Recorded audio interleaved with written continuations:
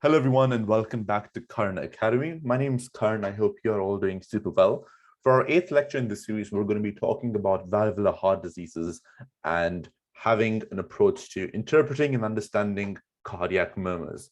Now, this is one of those conditions and areas that I think can often be overcomplicated, but I really believe that we have a system of understanding these conditions and being able to correlate physical findings and murmurs with the actual diseases, you will have a breeze going through this topic.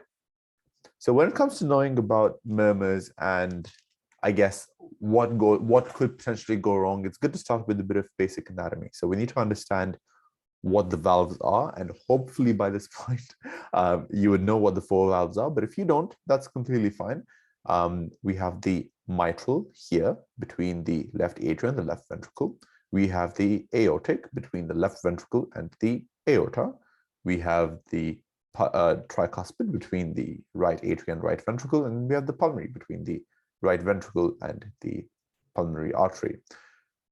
When we talk about valvular heart disease, we can have broadly two things that go wrong. We can either have blood that is not flowing fast enough through the valve or not at an adequate rate. That is stenosis, because the valve is not opening as much as it should. Or we have a situation where the valve is opening when it shouldn't. And as you know, the basic purpose of a valve is to prevent blood from flowing back. So if this is not happening, it's going to be regurgitating into the chamber it was meant to prevent the blood from going into. So today we want to talk about, firstly, how do we identify a murmur, and then talk a bit about the symptomology of a poorly functioning valve and how, I guess, the actual anatomical issue at hand might correspond to a clinical symptom. And then thirdly, a few unique cases and treatment options we have available for different heart valvular pathologies, and then a bit of a quiz at the end to wrap things up. And it also acts as a good review. So the first thing we need to get down straight and understand well are heart sounds. I think this is one of those lectures which is a bit more, I guess, understanding based. So if you get these concepts down pat, I think you would benefit greatly from it. So the first thing you need to know are what are heart sounds, what is normal, what is abnormal. So by the time you are in your clinical years, I'm sure you'll be used to saying, I can hear normal S1, S2 heart sounds, no added sounds, and no murmurs. But you need to understand what you mean by that. So S1 and S2 refer to the first and the second heart sound during a phenograph. So phenograph is just the noise that the valves together make, or your heartbeat. So the lub dub of it is very dumbed down, your S1 and S2. Firstly, you need to know what valves correspond to which heart sound. So you know that S1 marks the start of systole. Now, you can either memorize this or you can think this through. And I personally still think this through because it really helps me understand a bit better. Is that a deeper flaw on my behalf that I've not been able to memorize this? I will not delve into that. But basically, if you think of systole, I think of systole as blood pumping from the ventricles out, right? So they're going to be pumping through the aortic and to the pulmonary artery, which means those two valves need to stay open. So the other two which need to be closed, or which would be closing during this time, would be the mitral and the tricuspid, which is what the S1 heart sound corresponds to. Vice versa, with diastole, we have filling of the ventricles. So we want the mitral and the tricuspid to remain open, and the ones we would like to be closed would be the aortic and the pulmonary. That hopefully makes sense so far. Then you have this other thing called the S3, which is an extra heart sound, which means it's not meant to be there normally. It can be normal, can be abnormal. Let's talk about that. So what happens is during S2, which is your diastolic phase, you have blood flowing from the atria into the ventricles, right? Normally, that should only go up to the level of the S2, finishing with the closure of the aortic and the pulmonary. However, if your ventricle is excessively dilated, and this is mostly going to be your left ventricle, because that's the one that's commonly dilated, you're going to have this additional heart sound of the blood hitting against that dilated ventricle. Now, you would not get this in normal cases because the ventricle wouldn't be dilated, right? And it doesn't travel enough or doesn't have that much momentum to cause that sound. Therefore, the S3 heart sound, which makes sense because it's going to be after diastole or the second heart sound, indicates a compliant ventricular wall. Now, this can be normal in certain individuals that might have a larger than normal left ventricular volume, such as high-performing athletes. However, if you have a 55-year-old man with shortness of breath, he is probably going to have potentially, if he does have an S3, it's probably going to be due to an underlying pathology, right? Then we have S4. S4 is the tricky one. S4 actually is before the first heart sound, is what you would read everywhere. So again, if you think of what's happening, it doesn't make any sense for it to be before the first heart sound. Because as this describes, it's the sound of the atria forcefully contracting against a still ventricular wall, right? However, if you realize that you have first, second, third, and then if you have a fourth heart sound, yes, technically it would be before the first, but if you look at it from a wider perspective, it's going to be first, second, third, fourth, which is why it's the fourth. So what happens is you have your systole, ventricles empty out, ventricles start filling. If you have a dilated ventricle, that's going to be a third. If you have a ventricle that's too stiff, that the atria are not going to be able to pump blood into, that's going to be your fourth heart sound. If you remember the filling process, I don't want to delve into too much of this, but you have a passive filling stage and an active filling stage, right? So the passive filling stage where it just flows, if it hits a compliant wall, it's going to be third, versus the active stage where the atria actually contract. If that happens against a still stiff ventricular wall, that's going to be fourth. And it makes sense because the active contraction takes place after the passive filling. A third can be normal. A fourth is almost always pathological. Another way that we are taught to pick it up, because obviously if you hear 1, 2, and another heart sound, it's going to be very hard to tell is it the third or the fourth, especially at our level. But it's meant, the third heart sound is meant to sound like the word Kentucky versus S4, that is Tennessee. So S3 is meant to be like Kentucky, Kentucky, Kentucky, Kentucky. I already hate the fact that I tried even attempting to phonate what that would sound like. I'm awfully embarrassed, but you get the gist. If you look up a few YouTube videos in terms of identifying S1, S2, and then 3 and 4, I think that'd be pretty good. So we talked about what's normal. Let's talk a bit about what is abnormal and how you'd actually come to pick it up. So obviously you'd be doing a cardiac exam. You've done your peripheries, your general inspection. You're now moving on to the chest, right? You put your stethoscope down and something just doesn't sound right. And that's the best way I personally have come across that.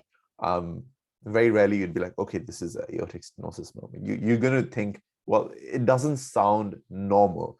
And that perception of what's normal and abnormal is just going to come with practice, unfortunately. A few questions that will help you get down to the bottom of what the murmur actually is are as follows. Do you hear it during systole or diastole? Which part of the precordium or over which valve is it the loudest? Does it change on inspiration or expiration, or is it loud during one or the other? Does it go anywhere? Does it go to the carotids or to the axilla?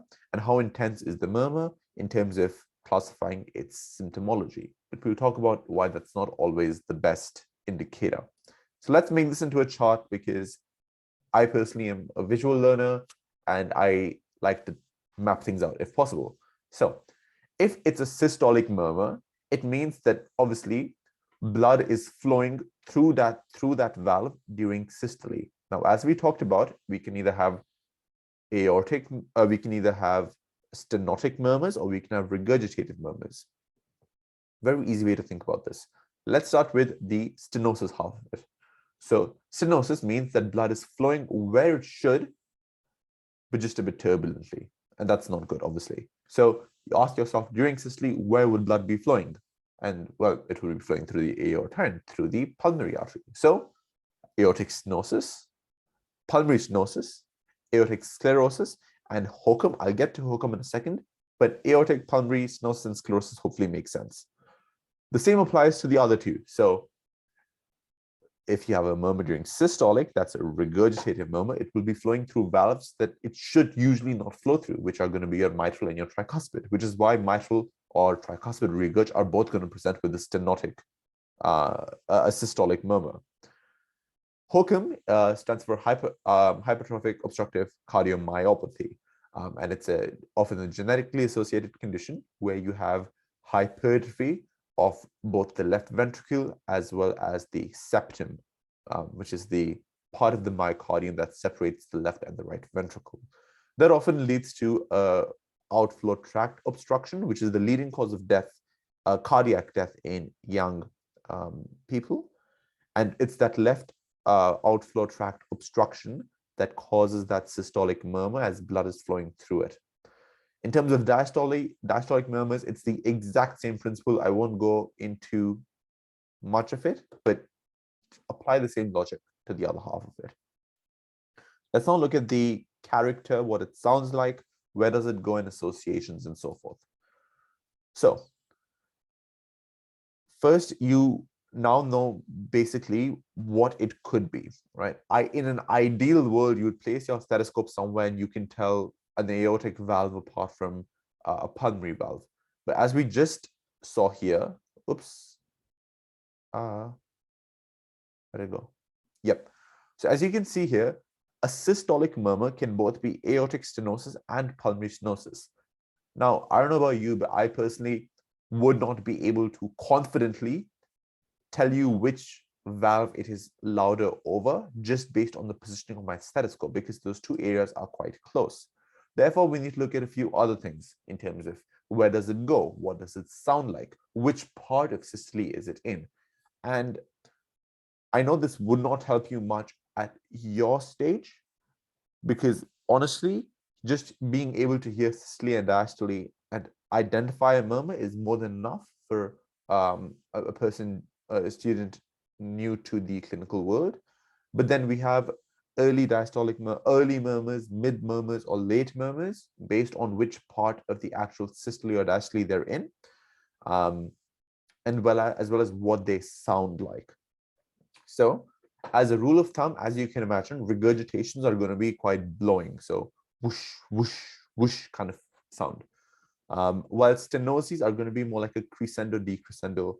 What that basically means is an overcomplicated word for is it rises in amplitude and then decreases. So I'm actually, no, scrap that. I'm not going to try and imitate murmurs anymore. So let's talk about a few specific murmurs and what they are characterized by. So aortic stenosis, starting off nice and easy, we know it's going to be an injection systolic murmur because it's aortic stenosis. It's a crescendo decrescendo murmur because stenotic murmurs typically tend to be crescendo decrescendo. It's going to be in the second intercostal space on the right side because that's the area of the precordium you listen to assess the aortic valve. Pulmonary stenosis, I should put that in. No, so the ones in red are the ones that you are going to encounter quite commonly in clinical practice. The ones in black, important to know, but you're probably not going to see as much. Pulmonary stenosis, the main difference being location. Mitral stenosis is a mid-diastolic murmur at the apex, and that's going to be around your fifth intercostal space, mid-clavicular line. Other important ones, aortic regurg is an early diastolic murmur, worthwhile knowing, versus tricuspid, versus pulmonary regurg. Actually, never mind. Aortic regurg, early diastolic, second intercostal on the right. Pulmonary, very rarely seen. I would not worry about this too much at this point. Mitral murmurs, mitral regurg and tricuspid regurg are both pansystolic. And we'll talk a bit about radiation and how to identify murmurs that on this page look very similar, like 1 and 2 and 4, 5 and 6, with only a slight change in their position. So 3 common sites where we talk about radiation are the carotids, the axilla and the left sternal edge. So you need to know that aortic stenosis and hookum often radiate to the carotids, while aortic sclerosis doesn't. Mitral regurg radiates to the axilla, and aortic regurg often radiates to the left sternal edge. Now, an important point, and I think this is really useful for 1, 2, and 5, and 6, is how do we differentiate between those? So actually, its intensity on breathing is a really, really good indicator. Instead of memorizing again and rote learning, we're going to think this through.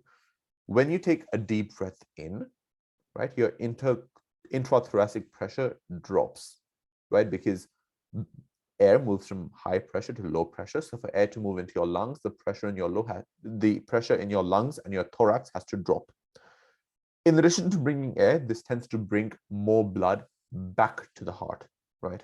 Therefore, the part of the heart that receives blood from the rest of the body, which is your right side, is going to have more blood flowing through it, which is why right-sided murmurs, so all of your tricuspid and pulmonary murmurs, tend to be louder on inspiration.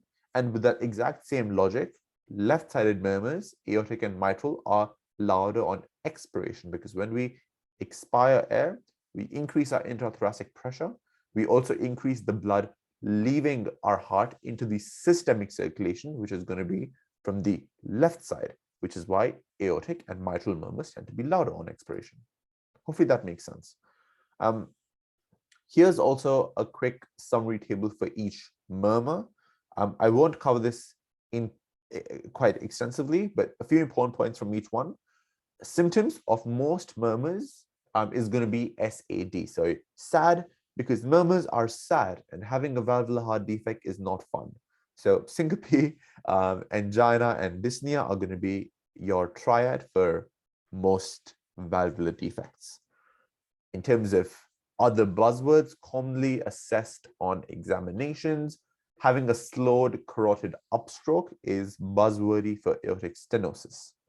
In terms of treatment, you only treat most of these valve defects if they are symptomatic. You can treat them by either managing their blood pressure, but in the end, they're going to require a valve replacement. The two broad options we have are a mechanical heart valve and a bioprosthetic heart valve. The difference between them is that a bioprosthetic valve is usually kind of accepted better by the body and doesn't require as much anticoagulation and warfarin, because obviously any foreign valve is going to have a higher risk of clots, so you want to give them warfarin. However, bioprosthetic valves usually don't last very long because they're often taken from another animal, which is why we tend to prefer them in older patients, since they only last about 10 to 20 years. Versus mechanical heart valves, which do have a slightly increased risk for clots and thromboembolic events, they tend to last longer, which is why we prefer them in younger patients. Buzzwords for aortic regurg include a water hammer pulse or a collapsing pulse, head bobbing,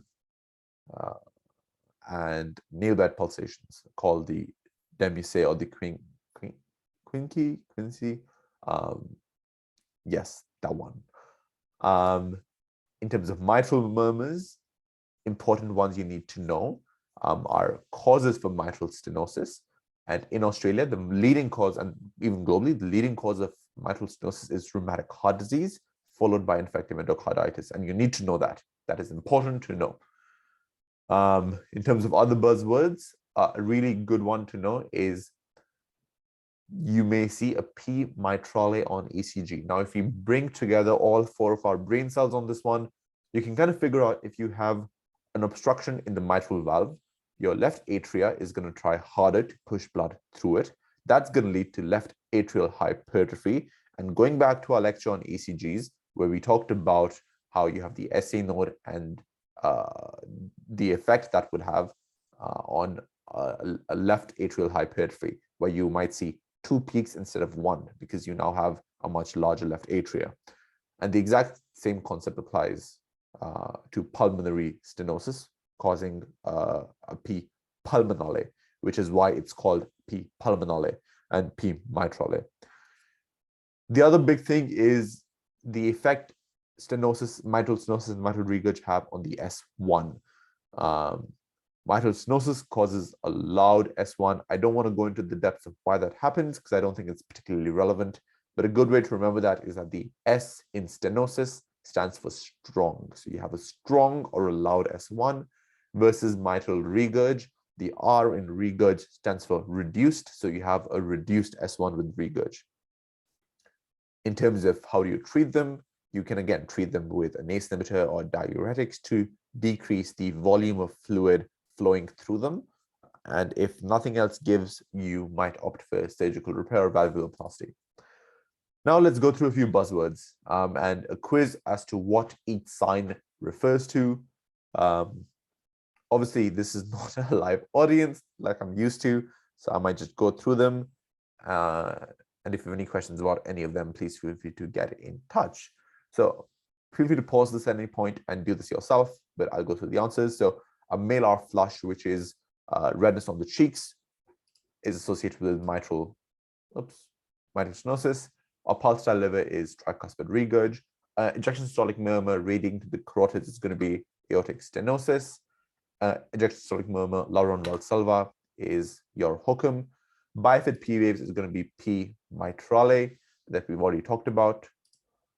A continuous machinery murmur in kids is patent ductus arteriosus. A pansystolic murmur at the left lower sternal edges, tricuspid regurg. Early diastolic murmur is going to be aortic regurg. A loud S1, as we talked about, is going to be mitral stenosis, and a soft S1 is going to be mitral regurg. We then also have a few more ones. Again, feel free to pause this, do this yourself. We have head bobbing associated with aortic regurg, a mid-systolic click that's associated with the mitral valve prolapse. Jerky pulse is one that's also come up on examinations in the past. That's also mitral regurg. I already did the carotid upstroke. Don't know why that's in there twice. A murmur that's found in an anemic woman who collapses is one that's quite commonly asked on examination. That's flow murmur. In patients with other hemodynamic issues, whether that's increased cardiac output demands because of a hepatic issue, a renal issue, if they're pregnant, or if they're anemic, where you have a higher cardiac output, you might just have a benign murmur just because there's more blood flowing through your system. Sudden cause of death in a young athlete is going to be HOCM until proven otherwise. Pansystolic murmur radiating to the axilla is going to be mitral regurgitation. And then we have Waldhammer pulse and pulsatile nail beds, which are both going to be aortic regurg. And that is a wrap on valvular heart disease and murmurs. I know that was quite a bit of information to cover, but hopefully if you get the concepts down in terms of what the basic cause for each murmur is, what it means to perform certain maneuvers, and have a basic idea of the normal and abnormal heart sounds, plus practice, I think you'll be more than set for any weird, wonky question an exam could throw your way. As always, if you have any questions, feel free to email me or get in touch on Facebook. And as always, please look after yourself and please look after your loved ones.